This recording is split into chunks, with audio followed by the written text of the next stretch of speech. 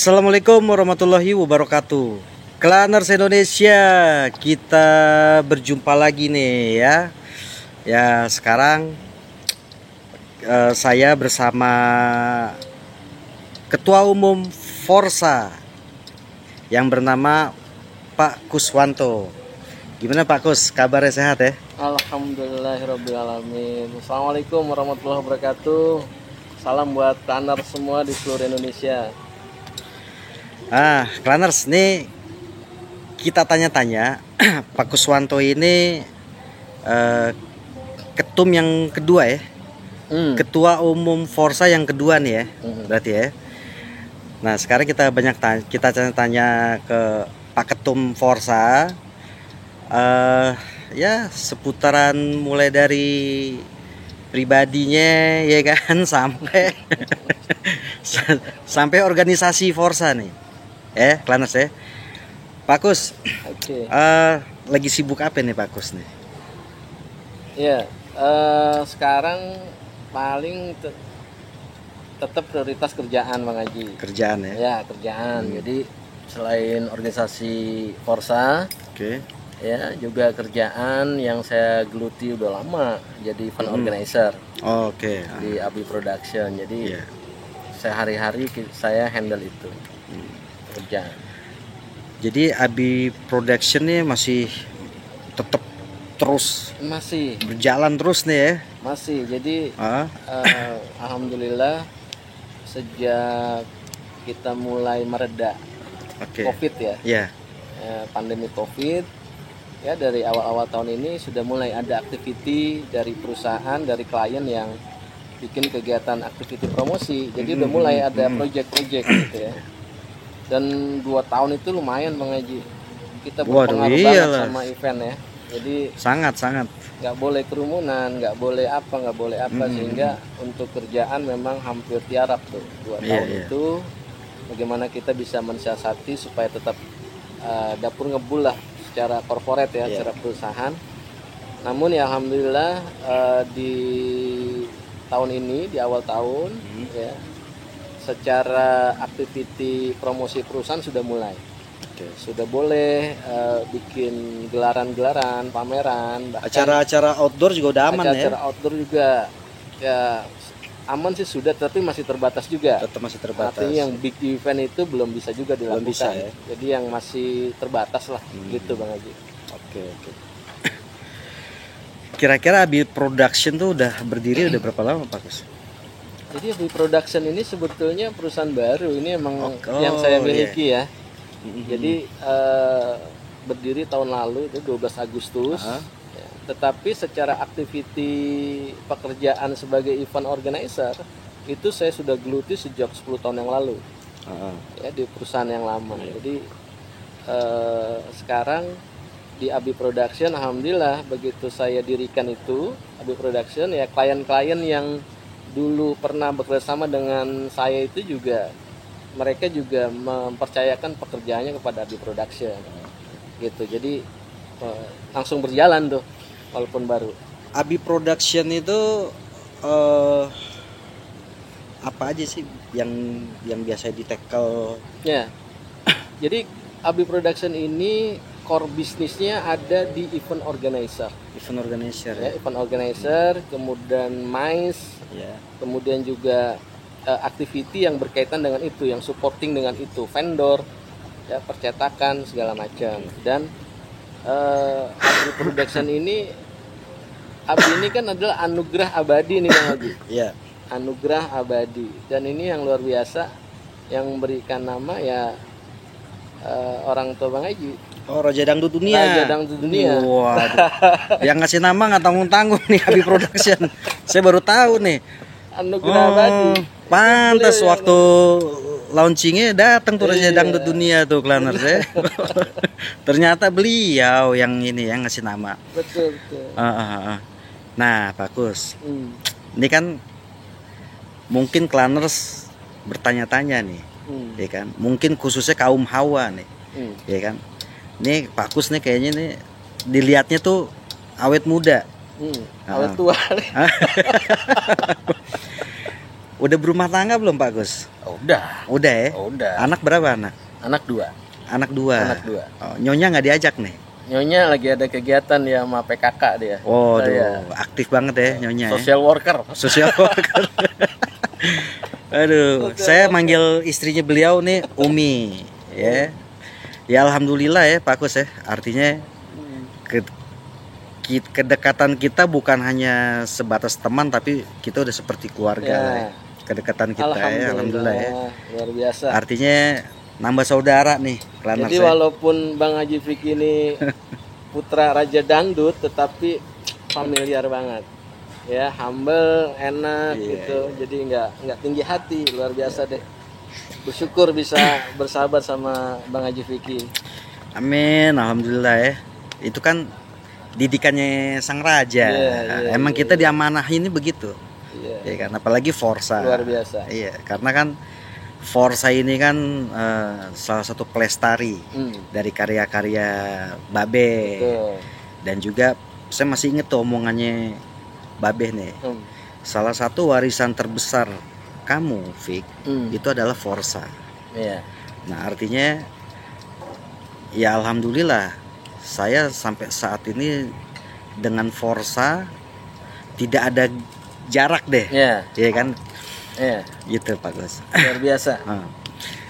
Ya, itu amanah dari idola kita nih. Idola saya juga. Raja tuh idola saya juga di samping orang tua, guru saya gitu ya. Nah, Pak Gus, asli saya dengar nih Claners nih. Ini saya dengar nih, kita tanya langsung nih. Ini aslinya kayaknya sekampung nih sama saya. Oh. Dari Tasik kan? Tasik kan? Iya, artinya bukan sekampung. Iya. Tapi satu daerah. Satu daerah. Di mana tuh daerahnya tuh? Saya Tasiknya itu Raja Polah. Raja Polah Claners. Iya. Raja Polah ya. Nah, pernah saya diajak ke salah satu usahanya beliau di sana. Ada yang namanya ya bisa dibilang kafe lah ya. Cuman bahasanya kedai lah ya. Iya, kedai kopi. Kedai kopi Abah ya. Kedai kopi Abah tuh Claners. Jadi kalau ke arah Tasik melintas lewat Raja Polah itu ada di sebelah kiri jalan. Betul. Tepatnya itu jalan provinsi itu. Tepatnya namanya jalan apa itu? Jalan Raya Raja Polah. Oh, Jalan Raya Raja Polah itu ya. Karena itu jalan provinsi. Oh, itu jalan provinsi. Jadi gampang banget tuh kalau mau ke sana. Iya. Jadi kalau mobil-mobil bis ya yang jurusan Tasikmalaya situ pasti lewat. Pasti lewat situ ya. Iya, kan pasti lewat. Nah, terus juga ini juga kan Pak Kus kayak main apa sih? Semacam kayak travel apa sih ke Gunung Galunggung. Gunung Galunggung. Ya, buka trip. Oke, buka trip. Ya, jadi kebetulan di sana kan ada properti juga. Ada properti, jadi dimanfaatkan bagi teman-teman di Jakarta yang mau berwisata ke Gunung Galunggung. Itu kan sebagai ikon destinasi wisata di Tasikmalaya. Salah satunya itu adalah Gunung Galunggung. Nah, jadi kita memfasilitasi yang mau ke sana, kita atur tripnya, akomodasinya, kemudian transportasinya. Jadi sinergi sama kedai Abah di sana. Jadi bisa sekalian tuh satu paket gitu. Satu paket ya. Betul. Bahkan saya sempat lihat itu di brosurnya itu ada paket makan di tengah sawah tuh. Tengah empang dan sawah. Tengah empang. Kolam ya. Ada sawahnya gitu. Waduh. Bisa nyobain kan Bang Haji? Udah. Saya udah pernah ke sana tuh. Waduh. Sambil mancing Claners. Waduh, jadi emang ikannya ada ya situ ya. Ada ikannya. Emang udah disiapin Claners tuh ikannya. Nah, jadi ketua umum Forza yang sekarang ini ternyata di orang Tasik Claners ya. Jadi udah nggak penasaran kan Claners kan? Nah, Pak Kus, kita lanjut lagi nih ya. Oke. Sekarang kan Pak Kus ini sudah menjadi ketua umum Forza, ya kan? Nah, tentunya buat saya pribadi dan Claners juga pengen tahu nih, ya kan? Sejak kapan tuh mengagumi sang idola Raja Dangdut Rhoma Irama? Oke. Jadi bisa ceritain dari awal nih, mungkin kali aja dari SD kemarin ya kan? Iya. Oke, jadi seingat saya itu mengagumi soneta dan Rhoma Irama berikut musiknya di awalnya ya, itu sejak 2 SMP kalau nggak salah Bang Haji. Dari 2 SMP tuh? 2 SMP. Ya. Ya 2 SMP itu justru apa namanya? Sebelumnya saya justru sukanya itu yang musik-musik metal. Oke. Metal gitu Bang Haji. Saliran nih sama kita saliran, nih. Saliran nih. Iya, enggak saliran nih. Jadi dulu tuh saya mengidolakan Metallica, Guns N' Roses, gitu. Musik-musik cadas gitu lah ya. Iya, kelas 1, kelas 2. Nah, begitu di penghujung kelas 2, kemudian saya baru tertarik dengan musik-musik soneta group. Dari musiknya dulu, gitu ya, musiknya, kemudian baru kepada lirik-liriknya, sampai saat ini mengidolakan Kiai Haji Rhoma Irama. Jadi kelas 2 lah itu. Kelas 2 SMP udah mendengarkan lagu-lagu soneta. Udah.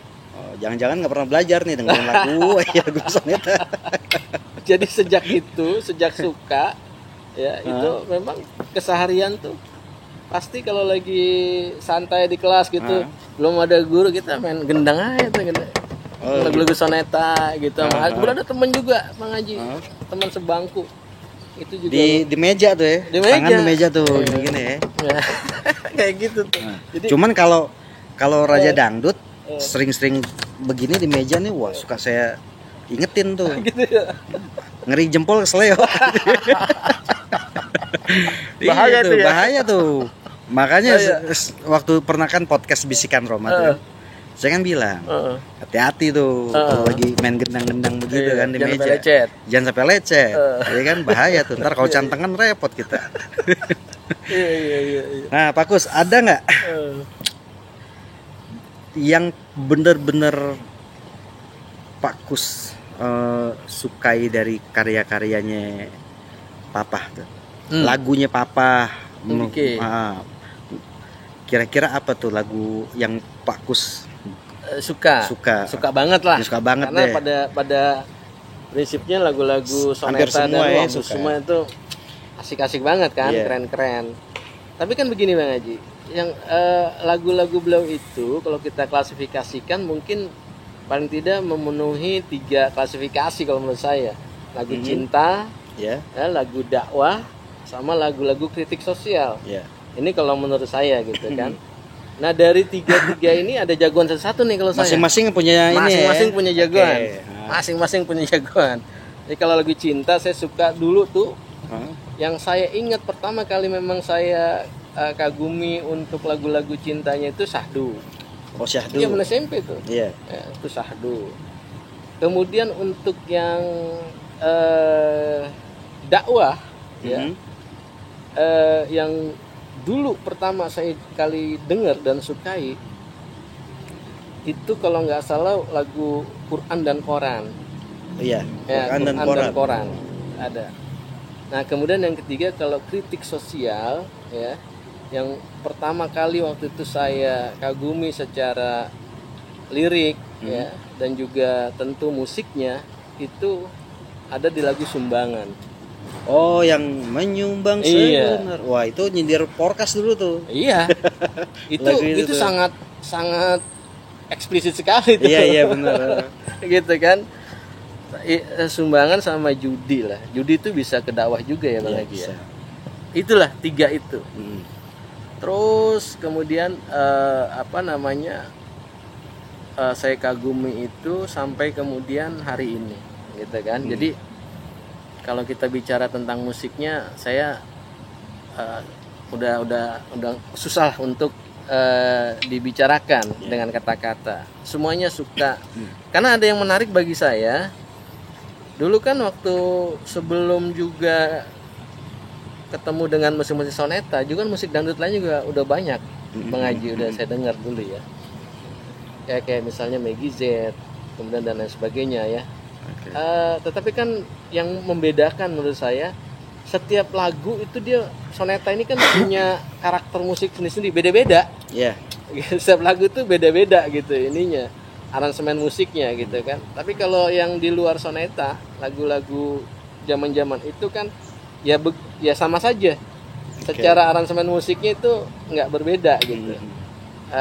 Dengan ketukan yang sama dan lain sebagainya. Tapi kalau soneta dari mulai misalnya satu lagu ke lagu berikutnya itu bisa beda banget gitu. Secara aransemen itu yang kemudian saya suka banget itu. Nah, sekarang tadi kan masalah kita bicara masalah karyanya sang raja nih, iya kan? Artinya lagu-lagunya yang Pak Kus suka. Nah sekarang dari sosoknya, sosok beliau nih, yang Pak Kus lihat itu beliau itu seperti apa tuh? Sosok Rhoma Irama. Iya, saya melihat beliau ini memang seorang yang mumpuni dari sisi keteladanan. Ya, keteladanan, kemudian juga konsistensi. Sangat konsisten gitu ya. Sama satu lagi ini karena buah konsistensi mungkin ya. Jadi kalau sudah berbicara ataupun katakanlah berpendapat begitu, itu yang dia komitmenkan dari hal-hal yang kecil gitu ya. Kalau sudah bicara dunia itu rasanya nggak akan mati-mati. Ya, semangatnya. Kalau sudah bicara dunia, tapi kalau sudah bicara akhirat rasanya memang betul-betul besok mau mati. Oh, jadi ketika Pak Kus sedang ngobrol nih sama beliau membahas dunia, itu seakan-akan nggak mati-mati. Nggak akan mati. Semangatnya. Semangat ya. Luar biasa. Tapi kalau udah bicara akhirat, seakan-akan besoknya kayak besok dia mau mati. Mau meninggal. Itu yang saya lihat konsistensi dan komitmen beliau untuk perjuangan. Ya, khususnya menegakkan Islam gitu ya. Saya kira itu saya menemukan sosok itu di Kiai Rhoma Irama. Nah, Pak Kus. Pak Kus ini kan beliau nih sering bicara berdua sama ayah saya Klaners. Sekarang kita tanya nih. Beliau itu kalau lagi bicara sama Pak Kus tuh suka ada bercandanya nggak? Bercanda ya? Bercanda. Gitu. Kadang jadi gini, dari zaman saya kecil bahkan sampai sekarang orang itu teman-teman lah ya khususnya ya, banyak yang mengatakan Ki bokap lo galak ya gitu kan, bokap lo galak ya gitu. Nah ya artinya di sini jangan saya yang bicara Klaners ya, lebih tepat orang lain lah. Nah mungkin Pak Kus bisa menyampaikan tuh beliau itu orangnya tuh masuknya hobi humoris juga apa gimana? Kalau menurut saya kalau disebut humoris ya. Humoris. Kalau sedang waktunya katakanlah gimmick, bercanda, itu bercandanya ya bercanda, lepas gitu. Tapi emang kalau sedang pada pekerjaan, fokus pekerjaan itu luar biasa. Bisa ditungguin kita. Ini pengalaman. Contohnya, gitu kan? contohnya ada nggak? Contoh kira-kira? misalnya, ya pada saat kita merampungkan video untuk kegiatan launching perguruan Yayasan Rhoma Irama Center. Yang di Sultan. Ya. Oh ya, launching yang di Sultan. Itu kan kita bikin TVC. Ya, video untuk disampaikan ke peserta atau ke undangan bagaimana sosok Kiai Haji Rhoma Irama. Ya, dari sisi dia sebagai seniman, sebagai pendakwah dan sebagai politikus. Jadi rangkaian kehidupannya beliau diramu dalam satu video. Itu beliau supervisi betul. Gitu. Dan danger banget. Ngeri-ngeri sedap juga ya. Ngeri-ngeri sedap. Gitu. Jadi nggak ada kita bercanda-bercanda gitu di situ. Ya, 2 kali momen itu saya merasakan itu. Tapi ketika itu udah selesai, nah beliau cair lagi. Ya artinya ya profesionalannya ya. Luar biasa profesional. Dan ya kita yang muda-muda kita memang harus belajar mengenai profesionalisme, kedisiplinan itu dari beliau sampai saat ini. Dan mungkin saya belum begitu lama ya dekat dengan beliau.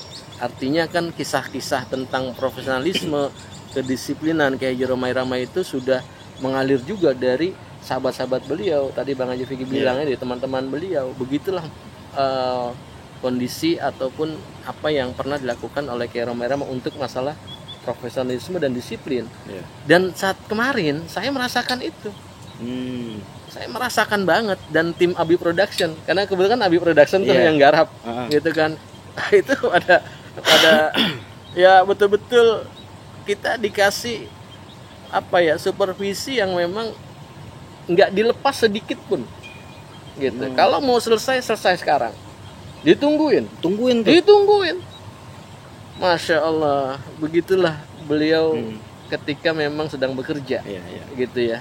Jadi ya saya nggak ada kata lain selain profesionalisme. Ya kayak saya sekarang nih, ya kan, saya tungguin bintang tamu. Iya. Saya tungguin, nggak tahu udah nyampe duluan. Saya yang belakangan, saya yang telat Klanners. Aduh, mohon maaf Pak Kus ya. Iya. Jadi berarti turun itu sifat profesionalismenya. Turun ya. Benar. Iya. Dulu Pak Kus tuh awalnya nih, ya dekat sama beliau tuh awalnya gimana coba? Oh oke. Jadi gini Bang Haji, dulu saya cerita tadi, saya di IO kan, salah satu yang saya pegang kliennya itu Yamaha. Ya, salah satunya Yamaha. Nah, pertemuan saya dengan Kiai Romai Rama itu memang tidak lepas dari perannya Kiai Haji almarhum Lutfi Jubaid. Ustadz Lutfi almarhum. Allahumma ighfirlahu warhamhu wa'fu anhu. Nah, jadi awal dulu saya ketemu langsung pada saat saya jadi panitia peringatan Maulid di masjid kampung saya, mengamanahkan kepada saya untuk mengundang Kiai Romai Rama. Itu sebelum Kiai Haji Lutfi ada namanya Mbak Pri, saya ingat banget. Iya, Mbak Pri. Melalui Mbak Sekretaris dulu ya. Tahun berapa itu Bang Haji? Lama itu. Nah, saya belum ngerti perempuan tuh dulu tuh. Belum ngerti. Tahunnya lama dah. Jadi saya persingkat, saya ketemu pertama kali itu di situ. Melalui Sababiyah menjadi panitia Maulid, ya. Ketemu langsung sama Kiai Romai Rama. Itu luar biasa bahagianya waktu itu. Kemudian yang kedua, ya, pada saat kemudian saya melaksanakan event Yamaha religi. Mengundang lagi beliau. Kiai Romai Rama. Nah, disitulah ketemu Kiai Haji Lutfi Jubaid. Ketemunya di situ. Di situ, melalui Kiai Lutfi kemudian tektokan, ya, sehingga akhirnya ketemu dengan Kiai Romai Rama juga. Berapa kali event Yamaha? Seingat saya itu 2 kali, ya. Terus setelah itu komunikasi baik, silaturahim dengan Kiai Haji Lutfi yang pada saat itu akhirnya saya tahu bahwa beliau adalah bidang manajemen dakwahnya. Dakwah Kiai kan. Sampai kemudian singkat cerita, hubungan itu baik. Kemudian beliau ngontak saya pada saat idaman didirikan. Partai Idaman. Partai Idaman didirikan. Berarti dulu waktu yang tadi diceritain masih belum deketnya, masih sekedar ketemu aja. Masih ketemu aja. Nah, justru itu kalau mau jadi tonggak sejarah itu pada saat Kiai Haji Romai Rama mendirikan Partai Idaman. Yang di Jakarta itu koordinator pembentukannya itu waktu kan Kiai Lutfi. Nah, kemudian beliau mengajak saya, Pak Kus, kita bantuin Kiai, misalnya kita bantu Kiai mendirikan partai untuk di Jakarta. Akhirnya Bismillah saya siap gitu kan. Mau Kiai Lutfi, bahkan pertama kali saya kenal Forsa dari situ Bang Haji. Forsa struktural. Gitu. Awal tahu Forsa. Karena dulu almarhum itu menugaskan saya untuk berkoordinasi dengan Forsa, PAMI dan Pamita Mami. Pamita Mami kan sudah, karena beliau kan sebagai sekjen. Nah, tinggal Forsa dan PAMI.